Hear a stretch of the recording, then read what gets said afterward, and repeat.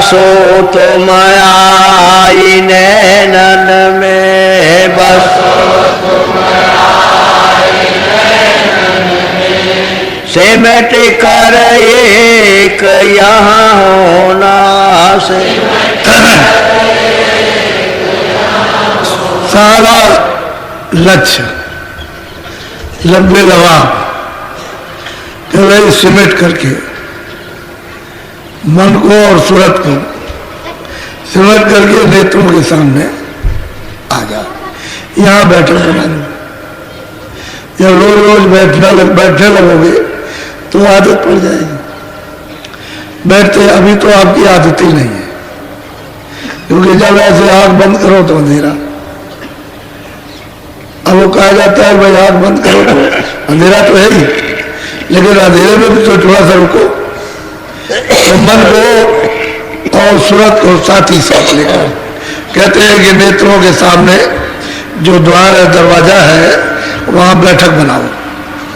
जब बैठक बनने की आदत पड़ेगी तो किस लिए आदत डाली जा रही कि आंख से काम लेने लगो। अंदर की आंख उससे तो काम लेते नहीं हो, तो उसमें जग मोर्चा, ये कर्मों की कालमा, ये तमाम तरह की लग गई, तो वो बिना महापुरुषों के वो अंजन नहीं मिलेगा। वो जब देंगे तभी उस पर लगेगा।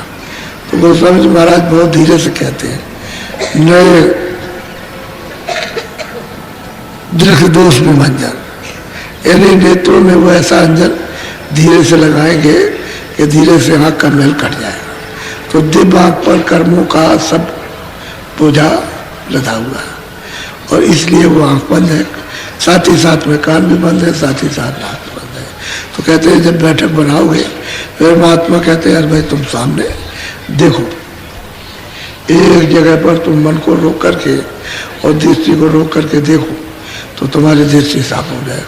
वो जो देखने को कहते हैं वो अंजन लग रहा, तो बस जैसे ही तुम दृष्टि को एकाग्र करोगे, एक जगह टिकाओगे, तो धीरे से वही अंजन उसके मैल को काट देगा, साफ करेगा, तो धीरे से आँख खुलने लगेगी। अंधेरे में फिर वो आँख खुलेगी तो अंधेरे में उजाला शुरू हो जाएगा। उजाला होगा तो अंधेरा तो सब मिट जाता है, अंधेरा फिर नहीं रहता है।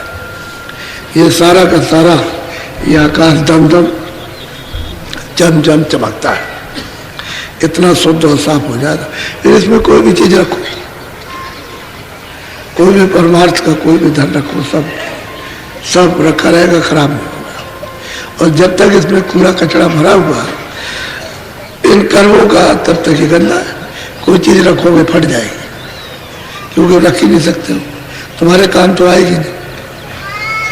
स्थिर रहे तब तो तुम्हारे काम आ जाए, और उसमें कैसे स्थिर हो सकते। डालिए बर्तन में खराब नहीं, दूध डालो तो तुरंत खराब हो जाता है।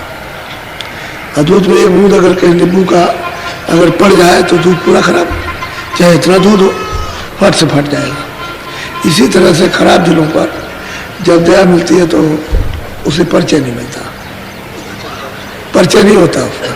लेकिन अगर साफ हो जाए तो फिर दया का परिचय मिल जाता है, फिर वो समझता है कि मेरे ऊपर कृपा हो रही, दया हो रही। तो कहते हैं कि तुम यहाँ नेत्रों में आकर के बैठक बना लो रोज रोज की, और फिर यहाँ जो अंधेरा है उसमें तुम इस तरह से आँख से कान से काम करो तो तुम्हारा साफ हो जाएगा और वो खुलेगा। भाई हम भी गए थे, हमको तो एक महीने हमने तो 18 घंटे तक लगातार किया, हमको तो कुछ नहीं किया। 18 घंटे तुम में से कोई नहीं कर सकता, 18 घंटे 24 घंटे इतना किया। और तो मतलब ये करते रहे 1 महीने तक, कुछ नहीं पता चला, जरा भी नाम निशान को भी कि कहीं से कोई भनक आए या मतलब कोई चीज हो तो हताश छोड़ दे। और जरा भी मन में वो नहीं था, और यही सोचते थे कि हमारे ऊपर बोझा लदा हुआ है, इसकी वजह से ऐसा हो रहा। तो सत्संग तो इतना गहरा नहीं सुना था, लेकिन 2, 3, 4 दिन सुना, उसी से अपने को मतलब यह है कि तो कहते लगे रहे लगे रहे लगे रहे लगे रहे, और करते रहे, छोड़ा नहीं। वो 18 घंटे में कभी नहीं हो सकती है, उसमें लगे रहो, कभी भी दया होगी तभी हो जाएगी। ये तो अपना भोग है, अपना बाहर है, जो किया साफ हो जाएगा तो दया हो ही जाएगी।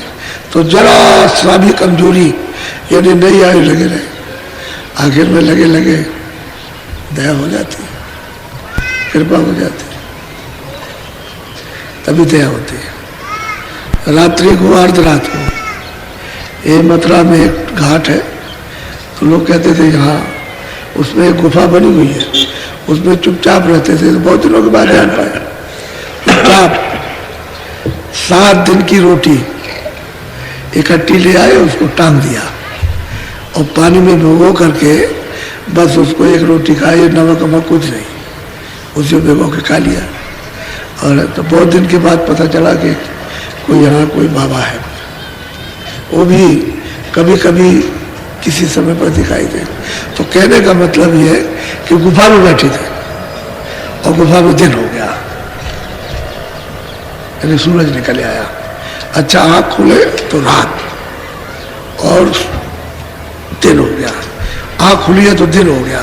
तो इतना यह क्या हो गया, ये एकदम बाहर निकले आए, गुफा से बाहर आ गए कि दिन हो गया, दिन दिखाई दे रहा है। और जब वहाँ आए तो जब इधर देखते हैं तो इधर रात है, तारे दिखाई दे रहे हैं और दिन हो, गुफा में जाओ पड़ते। फिर भगे स्वामी महाराज के पास और वहाँ गए और जा करके फिर पूछा उनसे, कहने लगे हाँ ऐसा होता है, पर समझाया, एकांत में बैठ करके बताया, फिर जो भी समझाना था उनको समझाया और उनकी दया हुई, समझा। कहने का मतलब यह है कि साधक को दरवाजे में बैठ करके हताश नहीं होना। और आप तो 2 मिनट भी नहीं करते, कहते मैं 10 मिनट 15 मिनट थोड़ा बहुत ध्यान भजन तुम किया करो, तो तुम 2 मिनट भी नहीं करते, फिर तुम्हारा मन कोई 1 सेकंड भी साथ नहीं देता। तो दया तो घाट पर मिलती है, वहाँ तो आपने इंतजारी की नहीं कुछ भी, उनमें बैठे ही नहीं, वहाँ न मन को थोड़ा रोका और न दृष्टि से कोई काम किया, ना कानों से। तो कुछ जो करते हैं, तो मैं तो और बात तो छोड़ो, मैं अपने खुद बता रहा हूँ अपने। अब ये गुरु महाराज गृहस्थ आश्रम में, तो वहाँ सब लोग रहते हैं, तो वहाँ तो इतनी जगह नहीं कि वहाँ रहे। तो 2 दिन मतलब ये कि सत्संग सुना, किसी दिन 3 दिन सुना और भाग करके कहीं चले गए, वहाँ बैठ करके किया। तो असल में चीज़ ये है कि सत्संग तो जरूरी है, फिर कितनी भी दूर जाए तो सत्संग की इतनी चाह कि सत्संग सुन ले, तो भाग करके फिर चले जाए, फिर सत्संग सुने और फिर चले जाए और फिर सत्संग सुने और फिर चले जाए, जब इच्छा हो तभी भाग गया। और फिर 2 टाइम 3 टाइम 4 टाइम सत्संग सुना और फिर चले गए, फिर जाए और फिर किया जाकर। तो जब लग गई, जब लगन लग जाती है किसी काम में, वही काम सुविधाजनक हो जाता है। एक बच्चा सोचता है कि मैं कैसे पढ़ूंगा, लेकिन मास्टर पढ़ाता है उसको और पढ़ाता बताता है, सब डांटता डपटता भी है, लेकिन पढ़ता रहता। तो पहले तो नहीं जानता था कोई, लेकिन फिर उसको आने लगता है। ऐसा ही होता है कि जिस चीज़ को आप जानते नहीं हो, जो महात्मा कहे उसको करो। तो वो कहते हैं कि भाई तुम वहाँ बैठो, तुम्हारी शुद्धि सफाई की जाए।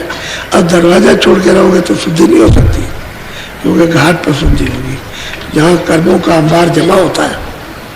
वहाँ अगर शुद्धि चाहिए हो जाएगा तो पत्तियों से क्या मतलब है, पत्ती किस काम की, वो वही साफ हो, तभी फिर सूरज जगेगी, नहीं तो सूरज नहीं जा सकती, क्योंकि वो तो बंद है घाट पर बैठ। तो कहते हैं भाई नेत्रों में आके बसो, बैठक बना लो, यहाँ तुम रुकने लगो, ठहरने लगो, देखने के लिए कुछ मतलब है, आंखों से काम करो, कानों से, तो फिर काम होने लगे। तो ये तो फिर कार्रवाई शुरू हो जाए। सूरत की कार्रवाई अलग है, इंद्रियों की कार्रवाई अलग। ये बाहर जड़ चीजों के साथ में इंद्रियों की कार्रवाई, सूरत की कार्रवाई चेतन के साथ है, उसके साथ तो उसका काम होने लगेगा। अब ये तो बहुत प्यार से अनुभवी सोचते हैं, क्योंकि अनुभव नहीं होगा तो आपको कैसे बताया जाएगा। न करने का अनुभव, गिरने का अनुभव, चढ़ने का अनुभव, हर चीज़ का जब अनुभव होगा कि ऐसे गिरते ऐसे चढ़ते, ऐसे जाते, ऐसे होता, ऐसे नहीं होता, ऐसे बंद हो जाता है, इस तरह से फिर चालू हो जाए, ये अगर नहीं देखेंगे तो आपको क्या बताएंगे।